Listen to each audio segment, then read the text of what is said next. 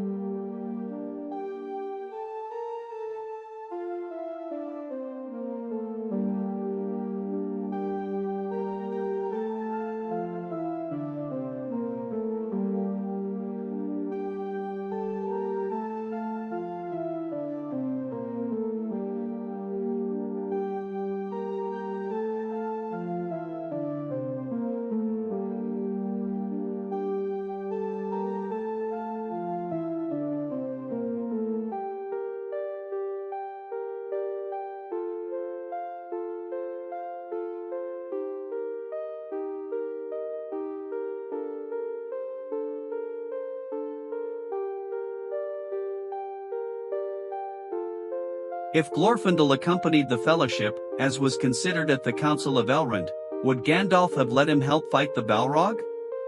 Glorfindel has previously killed a Balrog at Gondolin, and we don't know if Gandalf has ever even seen one, so Glorfindel might be the most qualified at fighting the Balrog. Is how absolutely deadly they he are, might and even how advise even in Gandalf defeat to pay attention so not to get dragged down with the Balrog, is that is how Glorfindel died the first time. Someone kill one, it ended being a mutual kill. As Glorfindel, Achillean and Gandalf found out. And those were ridiculous figures. Aenir and 2 first-age elven lords who were mighty amongst their kind. And even still they don't just kill a Balrog and, aside from Gandalf who got better and Glorfindel, it serves just to prove how strong they are. No. They all died in the process. Many other fictional villain elite enforcers are hyped up but ultimately fails to live up to the hype and are killed off without a big struggle or consequences diminishing their intended menacing presence. Balrogs? Never. Every time a Balrog was on page/screen, fighting a major character, death was near. They are always presented as the biggest threat save the Dark Lords, and fighting them is a death sentence. And even winning against one resulted in the death of the victor. Just something I like, as it really hammers how dangerous those things are and their threat level never once get diminished.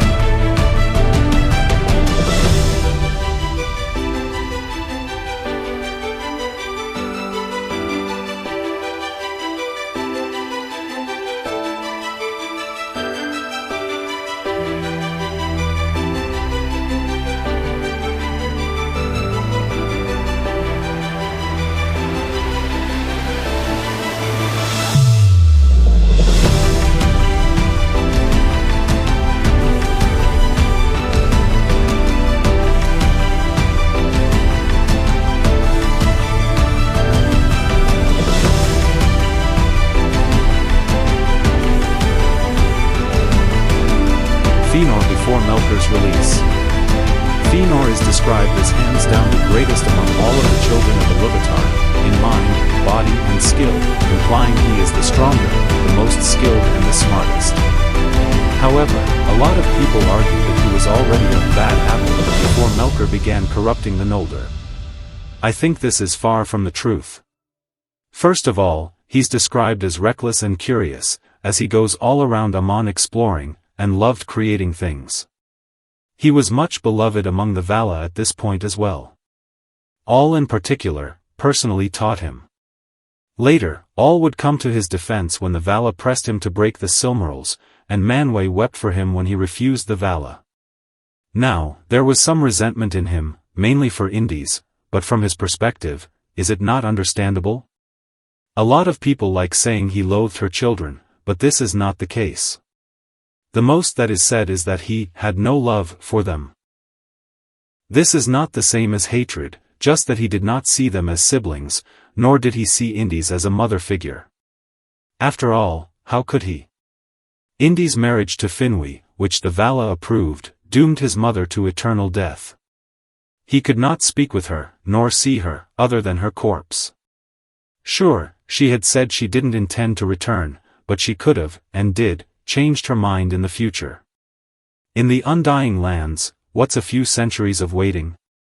Therefore he just moves away from the rest of his family, but very notably, he does not stop nor reprimand his sons for developing friendships with the other grandchildren of Finwë. Fingon, Eredhel and Finrod all had various friendships with some of Feanor's children, and there is no indication he ever got in the way. These friendships would not be strained until Melkor's lies enter the picture.